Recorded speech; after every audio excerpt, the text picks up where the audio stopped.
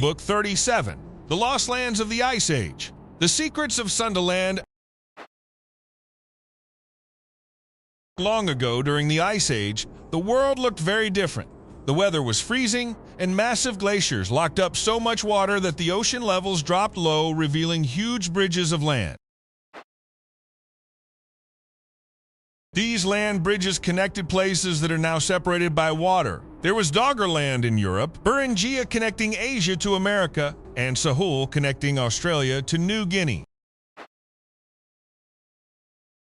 There were also massive greater islands and gigantic megalakes, huge bodies of fresh water where massive ancient animals would go to drink.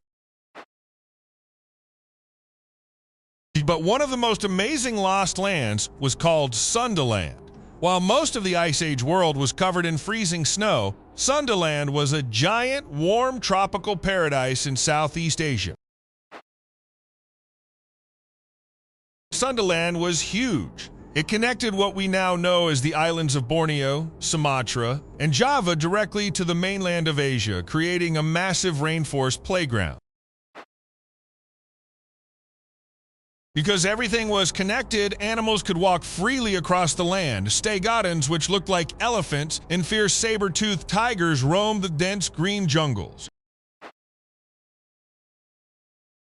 Early humans explored Sundaland too. They walked across the dry land bridges, following the winding rivers and coastlines, discovering new plants and animals along the way. But the Ice Age didn't last forever. Slowly, the Earth began to warm up, the giant glaciers melted, and the ocean water began to rise higher and higher. The rising water flooded the valleys and plains of Sundaland. The highest mountains became the islands of Southeast Asia that we see on our maps today. Even when the water was low, there was a mysterious invisible barrier in the ocean called the Wallace Line. It ran right past Sundaland, separating it from the islands to the east. The Wallace Line was a deep, dark ocean trench. Because the water was so deep, it never dried up, so the Asian animals of Sundaland couldn't cross over to the other side. On the other side of the Wallace Line, the animals were completely different. Instead of tigers and monkeys, there were tree kangaroos and strange marsupials living on the land of Sahul. There were other invisible lines too. Like Weber's Line and Lydecker's Line, each deep ocean trench created a natural border, keeping different families of animals safe on their own islands.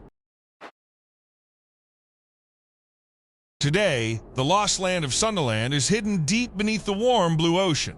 But the amazing animals living on the islands remind us of the great connected world that existed long ago.